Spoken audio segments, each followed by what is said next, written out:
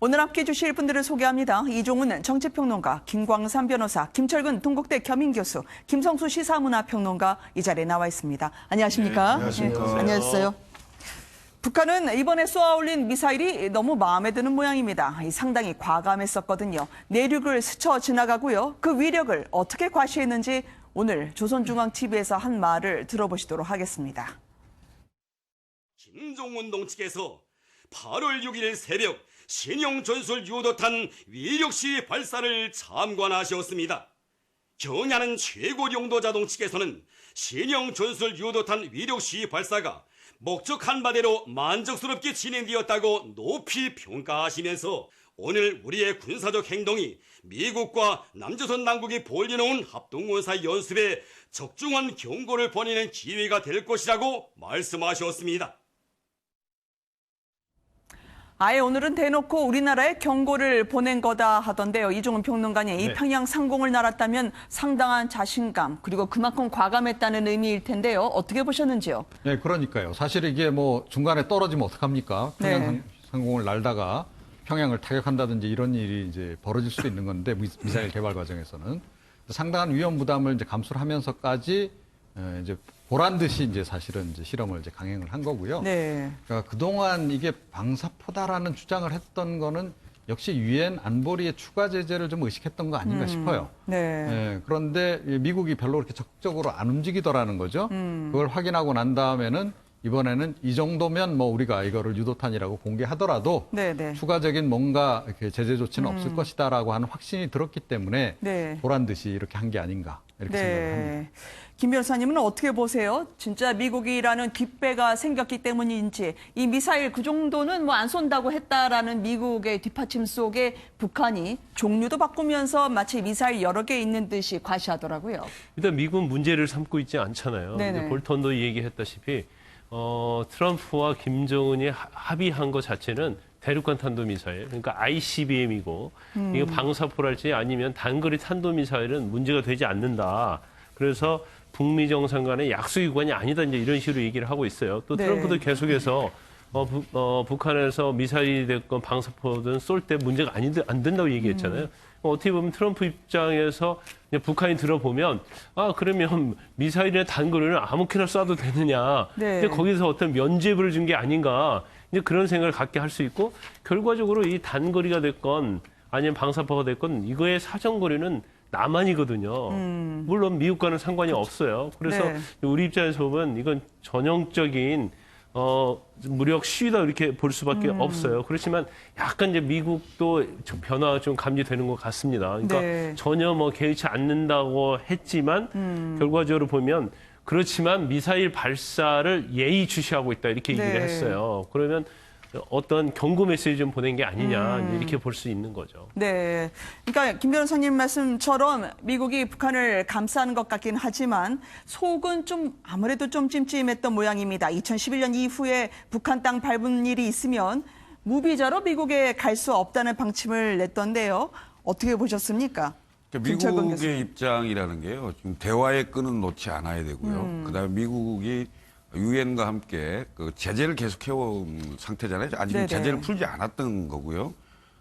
반대로 지금 대한민국의 그 문재인 정부는 화해 협력, 평화 이쪽에 방점을 두는 이런 상황이지 않습니까? 그래서 이른바 투트랙으로 지금 하고 있는 건데 미국은 최근에 이제 미사일 그다음에 뭐 방사포 이런 그 논란 속에 그 발사를 4번 했지 않습니까? 이거에 대해서 일단 미국은 ICBM이 아니기 때문에 직접적 위협은 없는 거잖아요. 없는 상태고 더군다나 지금 한미 군사훈련이 지금 하고 있는 상태고 그다음에 이거에 대한 그 위력시 차원으로 보고 있는 거기 때문에 그렇지만 이걸 그대로 두어서는 또 문제가 있다고 보기 때문에 지금 이제 북한을 방문한 한국인에 대해서는 무비자 입국이 아니고 비자를 받아서 가야 된다. 근데 지금 북한을 방문한 8년 동안요. 2011년 3월 1일부터 2019년 7월 31일까지 북한을 방문한 인원이 3만 7천 명 정도 됩니다. 그렇게 많습니다.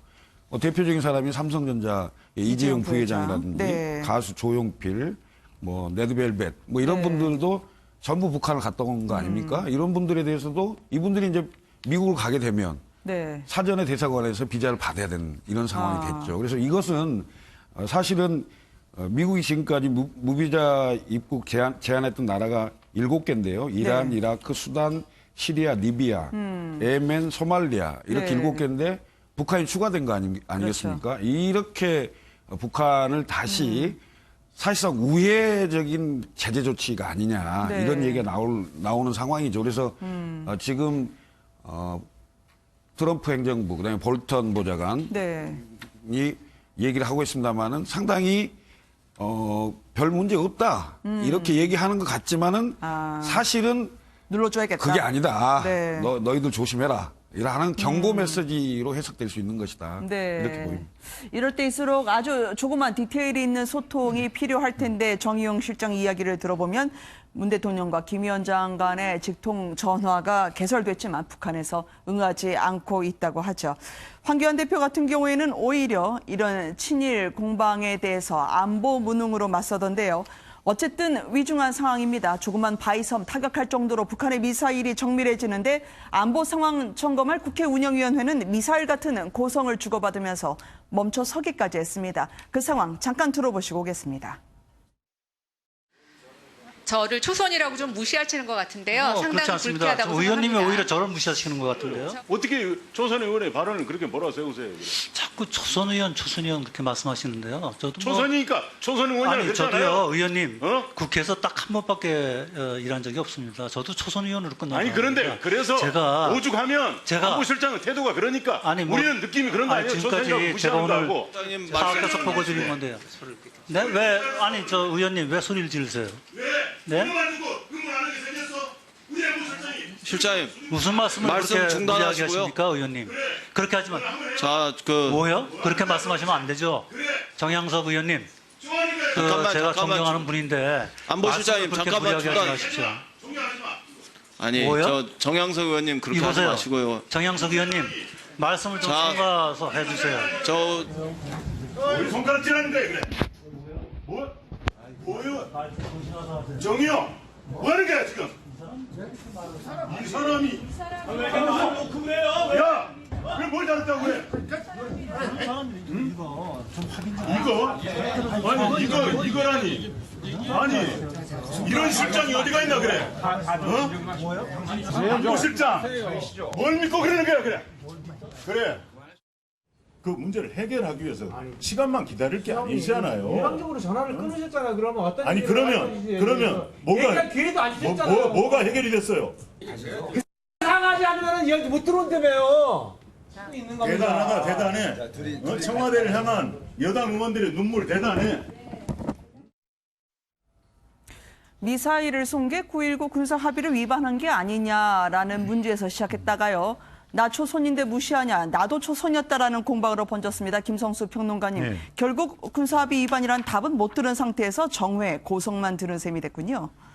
뭐 정부의 네. 그 공식적인 입장이 지금 단거리 미사일이라든가 네. 그다음에 뭐 방사포 정도는 군사합의 위반이 아니라고 하는 걸 누차 얘기를 했고요. 네. 그리고 거기에 대해서 지금 국회에서 중요한 운영위 시간을 갖다가 할애해가지고 저건 말꼬리 잡기로 네. 그 보이는 저런 싸움을 계속 해야 되는지도 참 의문입니다. 실제로 지금 국회에서 국민들이 원하는 것은 지금 그 심각한 경제 위기라고 자유한국당이 지적을 하고 있잖아요. 네. 안보도 위기라면서요. 그러면은 지금 합의 위반입니까 아닙니까를 갖다 확인할 게 문제가 아니라 합의가 지켜지지 않았다고 하면 어떤 식으로 그럼 합의를 더 지켜낼 것인지를 대안을 내놓든가 네네. 아니면 구체적으로 뭐가 잘못돼 있으니까 그런 합의를 갖다가 좀 더 지키게 하기 위해서 촉구를 해야 된다든가 이런 얘기를 네. 해줘야 되거든요. 그런 얘기를 안 하고 지금 그 말을 했느냐 안 했느냐 속기록을 보느냐 마느냐 이런 거 갖고 싸우고 있다는 게 굉장히 답답하게 네. 국민들이 여겨질 것 같고요.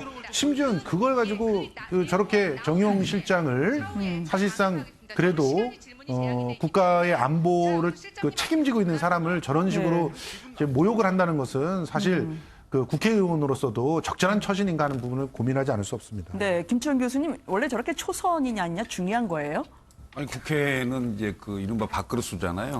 다선이면 중진 의원이고 네. 그만큼 무게감이 있는 건데 이제 초선 의원이냐고 이렇게 해서 뭐 무시하는 거 아니냐 이 발언은 촉발이 됐습니다만은 저는 그 운영에 참석한 그 청와대 참모진의 일차적 책임이 있다 이렇게 생각합니다. 왜냐?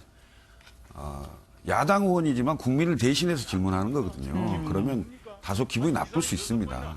있지만 그것을 슬기롭게 넘어가면서 국민들에게 알려야 될 부분들을 알리는 이른바 내공이 필요한 거거든요. 근데 청와대 참모진의 내공이 상당히 좀 문제가 있다 이런 측면이 1차적으로 책임이 있고요.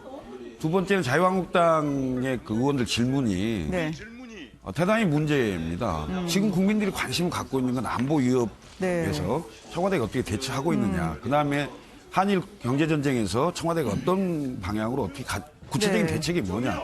이것을 하나하나 따져 묻고 그다음에 국민들이 알아야 될 부분들에 대해서 질의를 해야 되는데 정작 그런 질의는 할 수 없는 상황으로 만들어버리는 것은 1차적으로 청와대 참모진의 내공 부족에 대한 책임도 있겠지만 자유한국당이 국회를 열자고 해서 열어놓고 저런 식의 그 난장판을 만든다는 것은 국민들 보기엔 부끄럽다고 저는 생각합니다. 네. 그 왜 운영위원회를 했는지 모르겠어요. 그러니까요. 더군다나 이 초선이고 아니고 뭐 그 중요하나요? 더군다나 이건 운영위원회에서 질문을 하고 답을 하는 자리인데 일단 처음에 어떤 초선이니까 무시하냐 이거에 대한 말은 좀 잘못됐다고 봐요. 그렇지만 일단 안보실장이 나온 자리니까 또 뭐 나이도 더 많고 또 청와대 입장 아닙니까? 그러면 저렇게 만약에 강하게 좀 어떻게 보면 약간의 예의를 어긋난 측면도 좀 있거든요. 그러면 오히려 거기에 같이 맞대기를 할 게 아니고 좀 더 톤을 높여서 그런 게 아니다는 식으로 했고 오히려 상대방을 좀 제압하는 그러면서 좀 조용한 자리로 갔으면 사실 국민들이 듣고 싶어하는 걸 좀 들을 수 있었을까 생각이 드는데 결국 서로 손가락질로 맞싸움을 하다 보니까 뭐 얻은 게 아무것도 없잖아요. 이 위중한 시기에 과연 왜 국회의원들이 모여서 저런 것을 하고 있는지 참 국민 입장을 볼 때는 난망합니다. 네.